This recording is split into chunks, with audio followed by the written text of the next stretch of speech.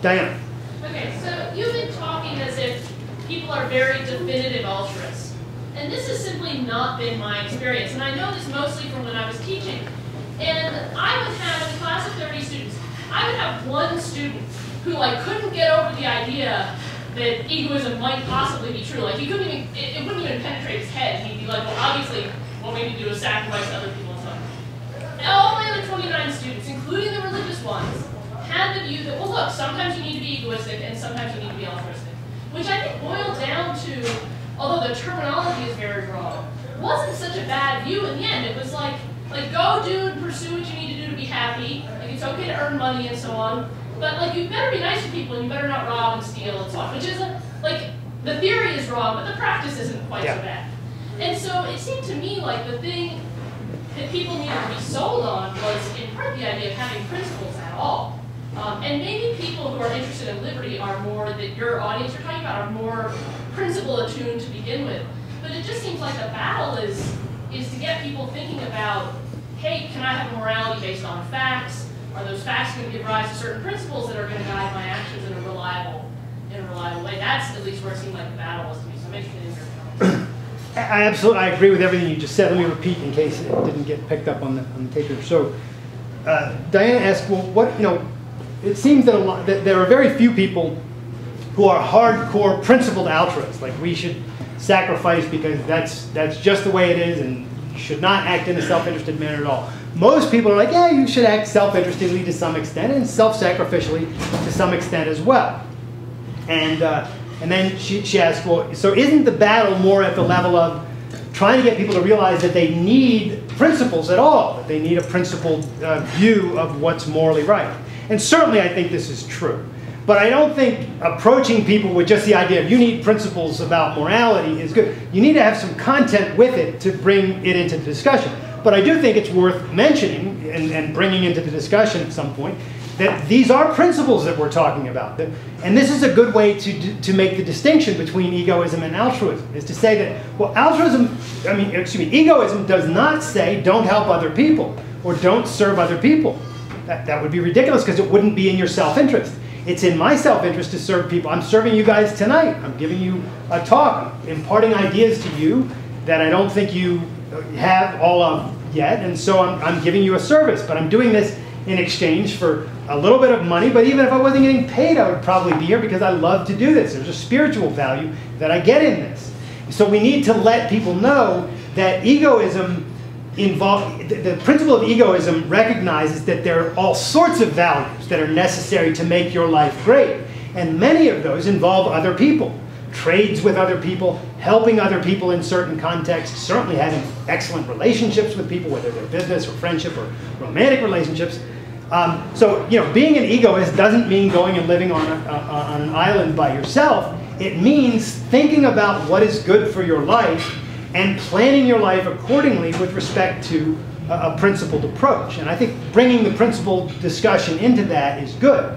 It's also good to bring it in on the side of altruism because there are actually principles here. The basic principle of egoism is that each individual's life is his own ultimate value, and that he should act to make his life great, and that the product of his effort is properly his, that he's the proper beneficiary of his own values. That's what egoism says at base. What does altruism say at base? Altruism says at base that the individual does not have a right to live for himself. That being moral consists in self-sacrificially serving others. So to the extent that you self-sacrificially serve others, you're being moral. And to the extent that you cheat on that in any way, doing things for yourself, at best that's amoral, but likely immoral. And I think you need to say, these are two completely different things. And that the egoism approach does not preclude in any way helping others. It doesn't even preclude charity. Charity can be perfectly egoistic. If you have enough money or time or whatever you're going to contribute to some charity, and you feel very strongly that this is a worthy charity, whether it's some school you want to support or St. Luke's Hospital or some other thing, as long as it's not some evil organization, as long as you're not doing volunteer work for the Communist Party, then doing charity work or donating money to charity is perfectly moral, as long as it's within your hierarchy of values, the things that matter to you rationally for your life, and as long as you're not committing a sacrifice, giving up something that's more important to your life for the sake of something that is less important.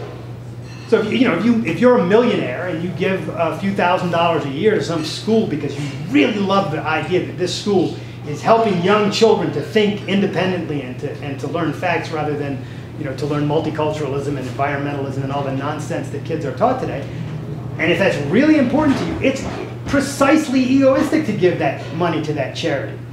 It matters to you. It's not a sacrifice. The sacrifice would be to say, that school really matters to me, but I'm not giving it any money. That would be the sacrifice in that case.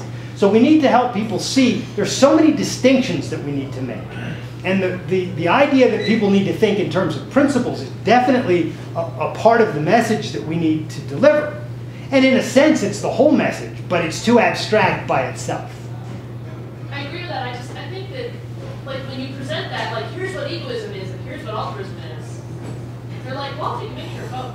Like, they don't, like you can, and I've done this, like, in class, where I gave, like, let's have a 20-minute discussion about why these two things are incompatible, you have to choose one or the other.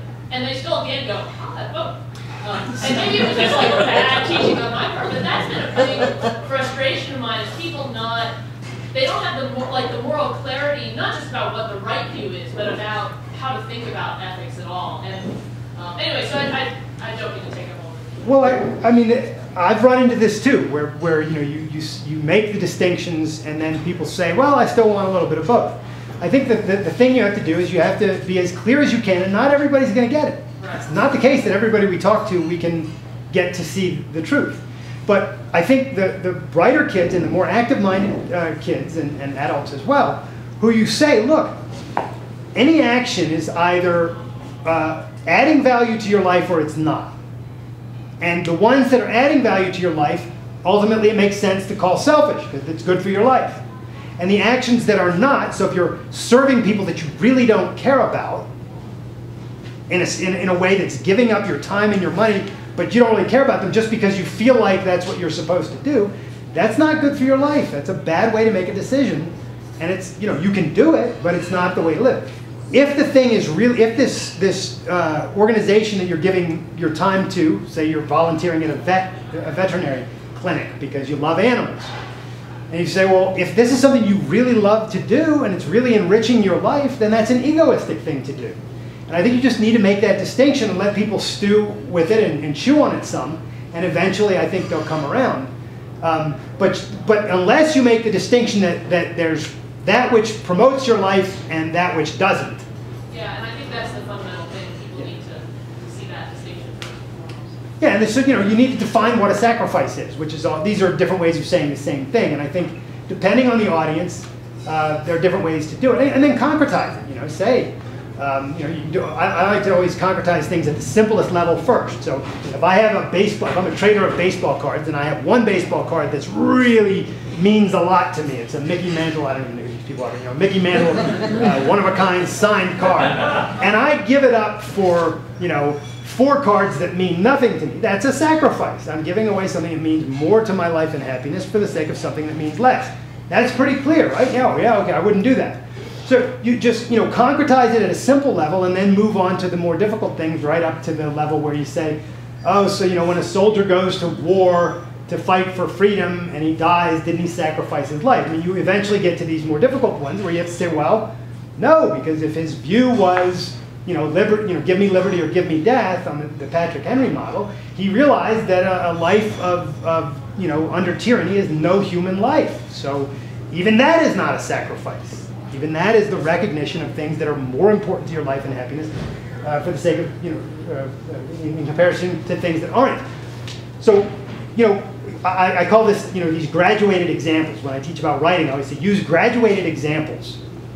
Simple examples first, then the more complex, and you help people get to the understanding, oh, it's all the same principle applied in more complex cases. And I think, that helps, but bottom line is you can't change everybody, and sometimes people are just going to go, after you've given the whole beautiful explanation, they're going to go, yeah, I still want both. I Yes? What are the limits to egoism? Are there any limits that you would... What are the limits to egoism in terms of what constitutes egoistic action? Yeah. What your action? What would be the outer line? They'd say, when would you say, oh, that's you're acting against your impact on others is wrong. Okay. Others, okay. Excellent question. So at what point, according to egoism, are your actions wrong because of the way that they impact others?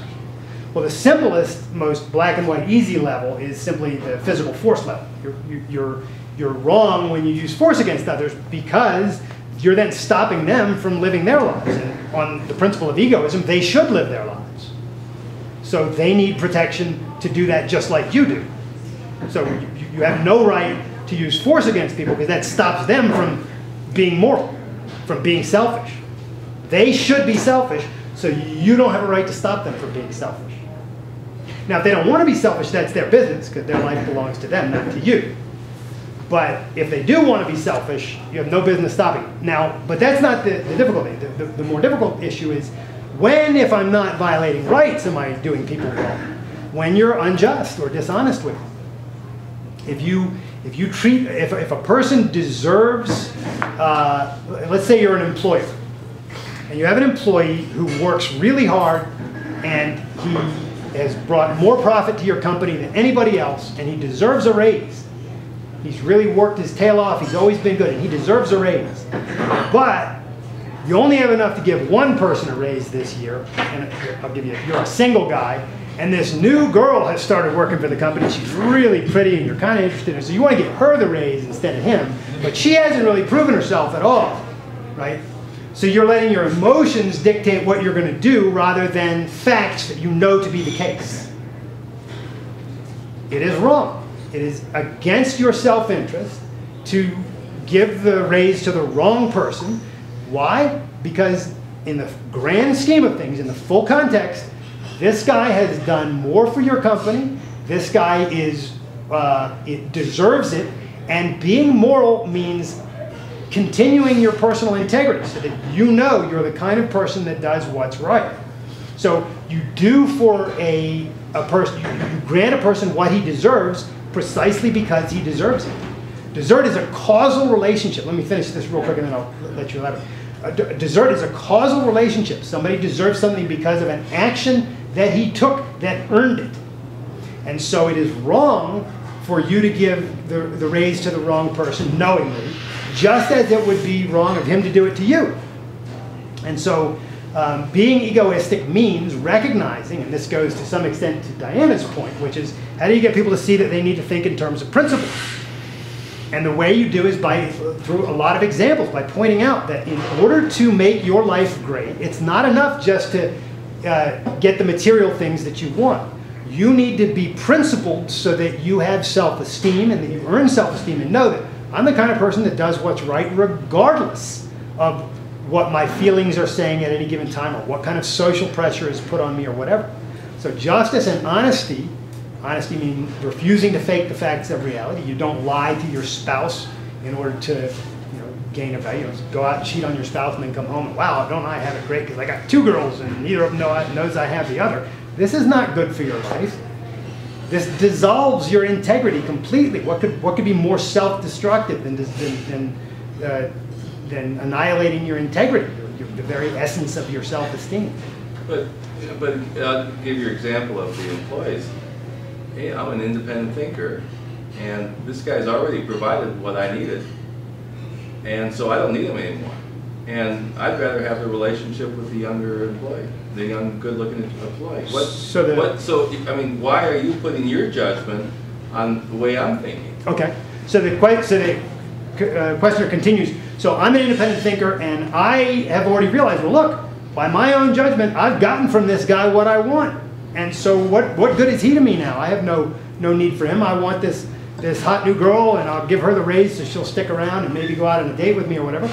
So what's wrong with this? Because it's my independent thinking, realizing that for me this is good. Is that a fair? But let me add that the young woman might be a very very competent employee. Mm-hmm. Yeah. And you know, this guy, you see, he had great ideas last year, but you know, I want the new ideas. So I'm thinking that this might be a good trade. Okay, to add complexity, he says, so the woman is not only good looking and stuff, but she's also a potentially really competent employee, and this guy's not worth anything to me. Well, it depends on how far you take this, because if you raise this to she's actually worth more to your company, to the proper purpose of hiring at this point, then you have then by comparison, he is not the right person to get the raise anymore. But that's precisely why I started the example in the other order.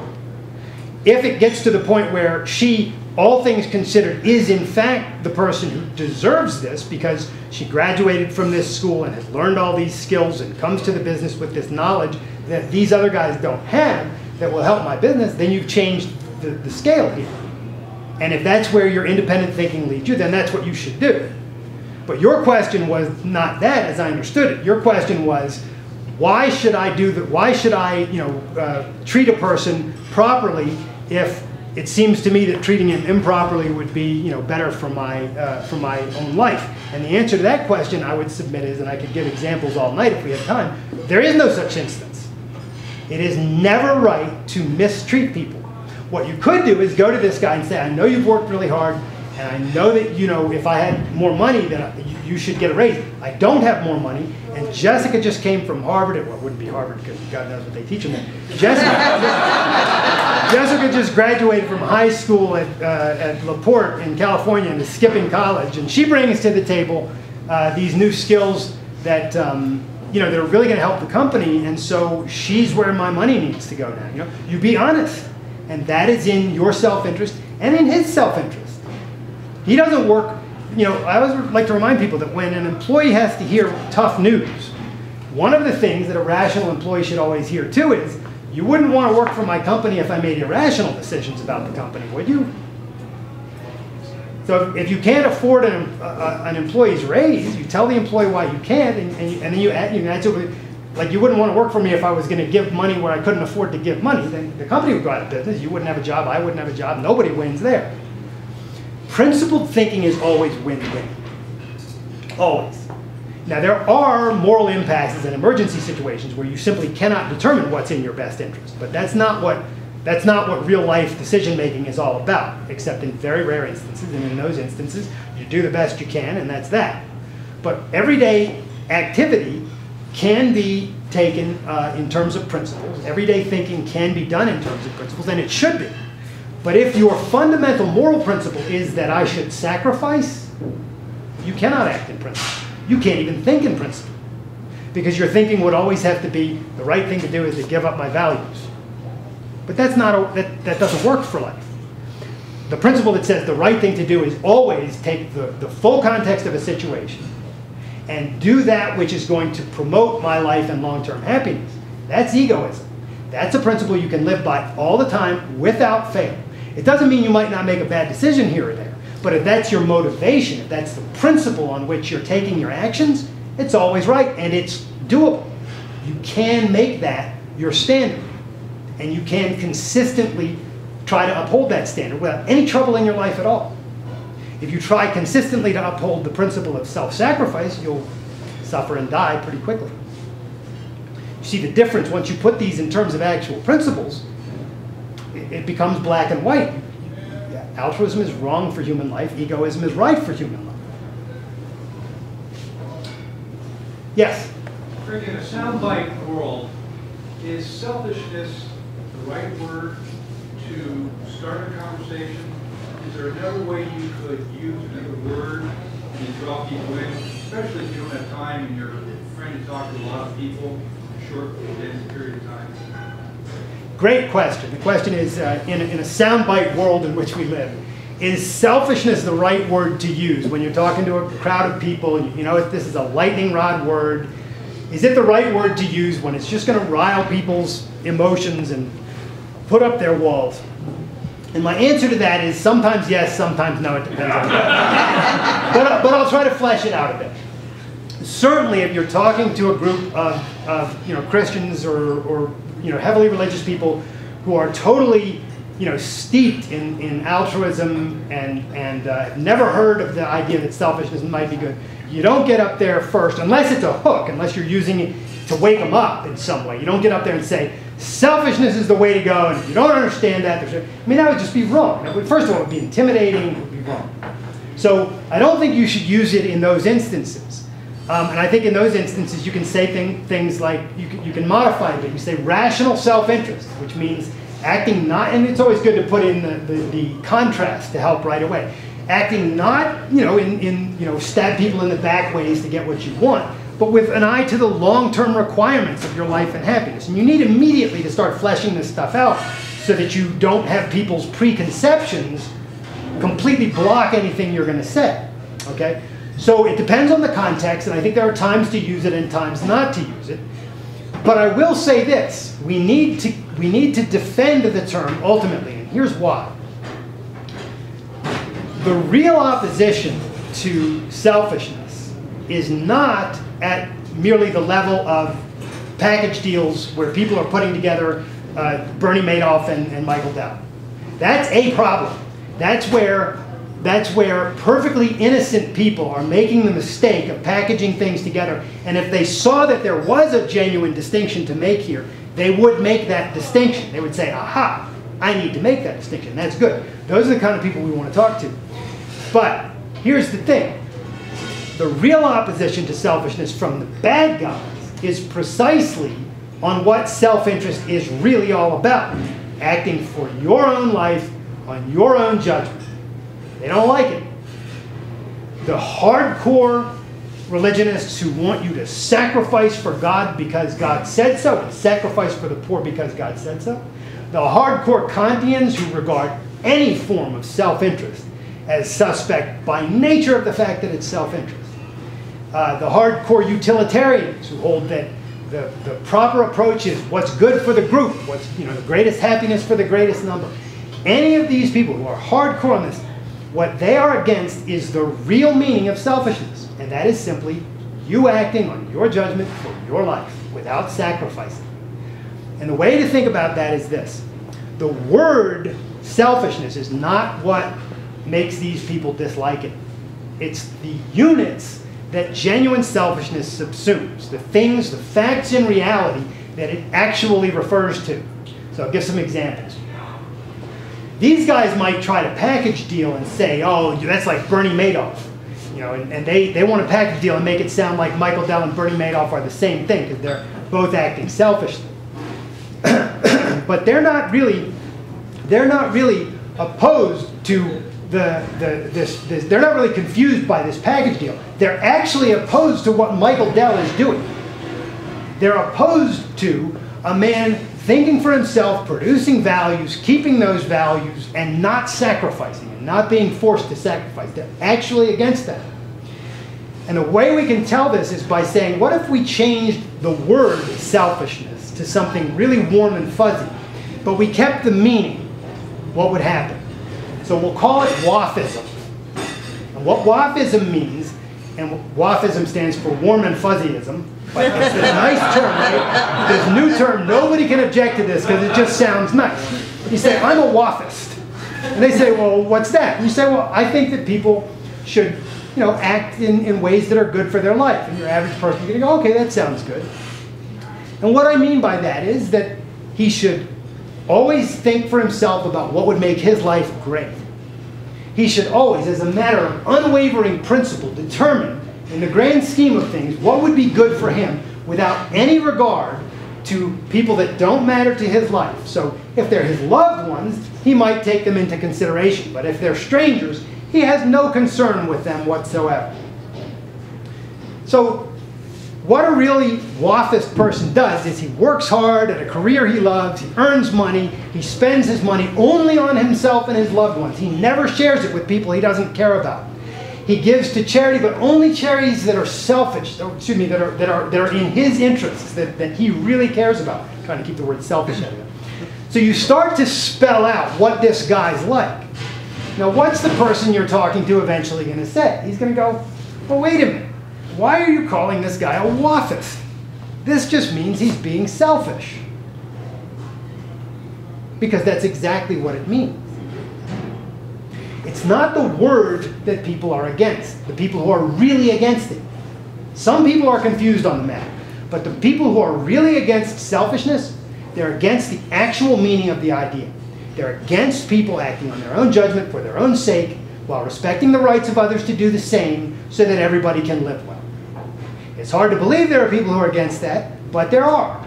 They're called leftists.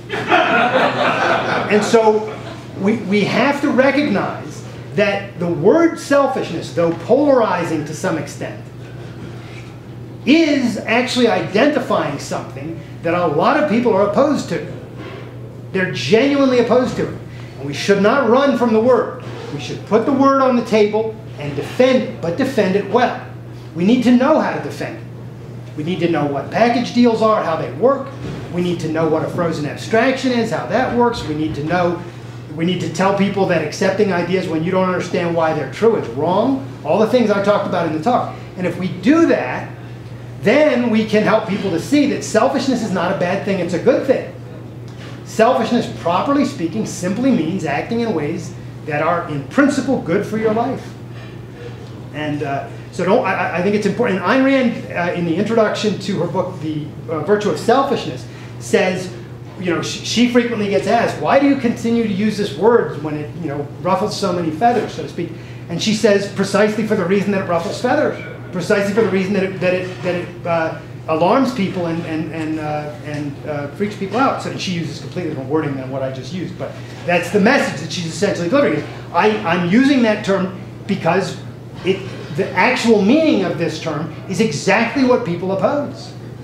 And it's not what everybody opposes, which is why I think if we can unpack these package deals and help the Tea Partiers and the actual liberty people to understand, these are different things. I've been putting things together that don't belong together. Honest, innocent people will start to make those distinctions once they learn about it. I remember finishing The Fountainhead and going, wow, never knew there was a difference between a first-hander and a second-hander. Now that I have that distinction, now that I have that concept, you see them all over the place. You see the difference. But you don't see that difference until you have the concept, really. And the same is true of all these things. So, embrace the idea of selfishness. Use it when it's appropriate, but don't use it, don't use it in a way that's only going to polarize audiences that you think, I shouldn't say polarize, that's going to put up walls for audiences that you think you could otherwise reach. You could use it as an opening. You could come in and say, I'm going to tell you why selfishness is good, even though I know you think it's wrong. Give me a few minutes. And then you've just kind of woken them up. I don't think there's anything wrong with that, as long as you have the ability to spell out an argument for this. But definitely don't just use it in a way where people are like, oh, that's ridiculous. This guy's saying we should be immoral. And then they leave the room and you've gotten nowhere. Because they really do, almost everybody really does have this frozen abstraction that morality equals selflessness. And we have to be cognizant of that fact, while at the same time realizing that that's the thing we've got to challenge. So, yes? Sir, is there any plausible path or method by which those of us in this room could someday live in a free society? Is there any way that those of us in this room and looking around, we're all in, maybe a few people in their 20s, a lot in their 30s and 40s, and several in their 50s and 60s, and perhaps older. So whether I think a lot of the people in this room are not going to ever see a fully free society, and maybe a few people in this room will see something close to it. I don't know. It's really hard to say. My view on the direction of the culture right now is fairly optimistic. And I'll say why. Although things are getting politically worse in many respects, and although things are certainly getting economically worse, and I think they're going to get much worse in the years ahead economically, I think we're going to see I think inflation's going to hit on a level that we've never even seen before in this country. And there are real economic problems coming. Culturally, I think a lot of good is happening right now. First of all, Ayn Rand's ideas are starting to make their way further and further into the culture. More people are reading her books. More people are talking about her ideas, more people are looking into her ideas, and this is what's ultimately going to change the culture for the better. I also note, among other things, and I could give a whole lecture on this too, so I'll keep it brief, but as Ayn Rand pointed out, art is the barometer of a culture, and There's a lot of good art today that I think speaks to where the culture is going. There are, I think a lot of good films have come out in the past few decades. I think there are a lot of good television shows, and I put good television in the category of good art. There's certainly a lot of good, there's some really good fiction. If you have kids and you've read the Harry Potter series, I regard the series as absolutely wonderful fiction. A few things you nitpick about here and there if you're an objectivist, but not much. And so there's a lot that I could say about things in the culture that are very good. And so the net of all of this is that while things are going to get politically and economically worse for a little while longer, at the same time things are getting culturally better, and the culture is the fundamental, and it's eventually going to pull the political and economic elements up later and over time. But it's a very complex process with a lot of variables and a lot of uncertainty in the process in which it unfolds. But I do think that some of us in this room will probably see within 20 or 30 years a much freer society actually in America than we have today. So I do think we're moving in that direction. Yes, in the back. Is there an important distinction in why it's a moral defense of selfishness and self-interest instead of a logical defense? Excellent question. Is there a big distinction between the moral defense of selfishness and self-interest as against a logical defense of selfishness and self-interest? Well, properly speaking, they're the same thing. Because for a morality to be true, it has to be based in observation and logic. Like the only moral code that we can demonstrate to be true is a moral code that there are facts of reality that give rise to the need of the principles of that moral code. And this is why Ayn Rand's morality of rational self-interest is demonstrably true. She shows that the very idea of value, the very reason we need values to go after things and gain and keep them, is precisely because we're alive, and in order to stay alive and make our lives great, we have to pursue values. And this fact is what gives rise to the need of values and of a code of values and of a morality. And so, and this is a quick rocket ride through what Ayn Rand's ideas are, but it's all grounded in observation and logic. So it is a logical code. And the defense of egoism is logical in the sense that it's grounded in perceptual reality and the proper formation of concepts on the basis of why we need to group things together. Why do we need the concept of value? What does it designate out there in reality, asks Rand. And she looks around and says, well, we need it to identify the things that people act to gain and keep. Right? That's what the concept means in reality. So you go after money, you go after relationships, you go after a career, you might go to church because you think your relationship with God is good. Not all values are necessarily legitimate, but when you're first thinking about what values are, they're just the things you act to gain and keep. And that's the beginning of her inquiry. And then she marches through many related questions and related integrations and identifications to arrive at the conclusion that, the whole point behind values is to support your life. Life is the standard of value, the ultimate end of all your actions. And so it's a logical derivation of a standard of value on which her whole moral code is based. So it's simultaneously an argument, a moral and a logical argument for liberty to take this approach. And this is why, as I've said, people who say, well, altruism is true, or self-sacrifice is good, the challenge for them is, how do you know that? Where are the facts that support that idea? There aren't any facts to support that, and if you look around, you can't find them. I mean, some philosophers have tried to come up with elaborate, Immanuel Kant came up with this alleged proof that, because of intuitions that get fed to you from another world that he called the noumenal world, and if this sounds like Christianity, it's because it's just another name for it. The idea is that this noumenal world and your noumenal self from that world helps you to understand that the categorical imperative in your life, the one thing that you should do, is act in a way that gives up your values rather than pursue them. And that's the essence of Kant's idea. But there's no evidence to support any of this. It's just this elaborate concoction. And so when people try to defend altruism, they can't. They can't point to any facts that support it, which is why I really advocate bringing into our discussions with people, why do you believe that? What led you to the conclusion that self-sacrifice is good? Because I can tell you what led me to the conclusion that self-interest is good. And I can point to all sorts of facts of reality that support the idea that you should act in your self-interest. Your life and happiness depend on it. Everybody else's life and happiness depends on their being able to do it, etc. Like we can put this whole plethora of facts out there to show why egoism is grounded in reality, why the fact is you should act in your self-interest. And the altruists can't do any of this. They have to say, well, that's what I learned in Sunday school, or that's what the Bible told me, or that's what my professor, that's what my communist professor told me, or whatever. It all comes from authority or faith or some illegitimate source. The only legitimate source for acceptance of ideas is observation and logic and proper concept formation. So it's really both. And that was an excellent question because it enabled me to point out that it goes even deeper than just the moral argument. This is all about what can we prove. You know? We can prove that liberty is right. We can prove that people have rights and that they should be left free. The way we prove it is by showing that self-interest is good and that that's how people should act. And the way that we prove that that's right is by looking at reality and saying, well, what happens when people act in their self-interest and what happens when they don't? One of them enables us to live and the other one makes us die.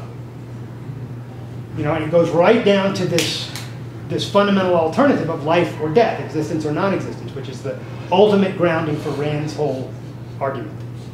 Just have a quick question about rights. So it sounds like the objectivist argument for rights is that you can prove that rights exist because man needs to keep their fruits of their labor to survive. Is that right?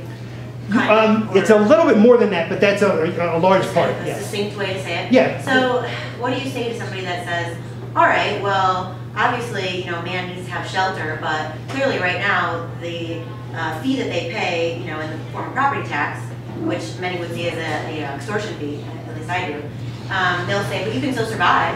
I mean, you still have your property, but yet we're taking a portion of it. Do you then still have rights, or are your rights being taken from you? Excellent question. So she says, if the essence of the argument is that, well, look, in order to live, you need something. You need, you know, whatever you need to live is what's good. So you need shelter, and you say, well, I need shelter, but the property taxes are so high that I can't get it. Is this? Well, more so like, yeah, I mean, I can keep the fruits of my labor, but only 60%. Okay. So do I still have rights if I can keep 60%? Because obviously I'm still surviving. You have rights. Excellent question. Okay, now I see what you said. So the question is, if I can only keep 60% of my income, but they say, well, you can still pay for your shelter. So you have shelter, you have income, we're not violating your rights, we're only taking 40%. Do I still have rights? Yes, you still have rights, but they're being violated. Rights are not fundamentally political, they're fundamentally moral principles. A right is the moral prerogative, the moral freedom to act on your judgment because you need to in order to live.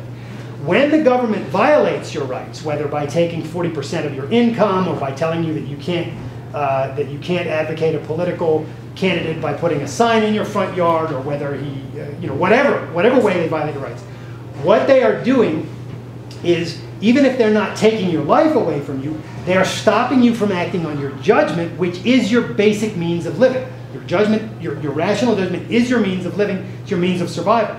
If they take a portion of that away, if they take a portion of the product of your effort, whether it's your income or whatever, you might not be a slave, but you're a serf, in effect. We're all serfs in the literal sense of that term in America, because we work for the government for a certain amount of the year. They take everything that we make for that part of the year, and then we get to keep the rest. But that's exactly what a serf is. A slave is when your master takes everything that you make and then gives you enough to stay alive so that he can keep your slavery. And a serf is just somebody where the government takes less but still takes. You know? A free person is somebody the government doesn't take anything from you, and if you see the value of supporting the government, which any rational person would, you give the government just what it needs in order to defend your rights and protect you from criminals. And so the answer to the question is you do have rights, but they're being violated by the government, so this is wrong. Stop. Okay. Sorry. Thank you. Thank you very much.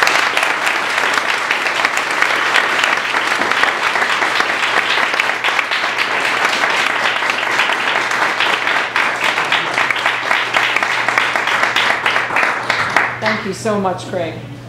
We appreciate your support very much, and we hope to see you and your friends at future events.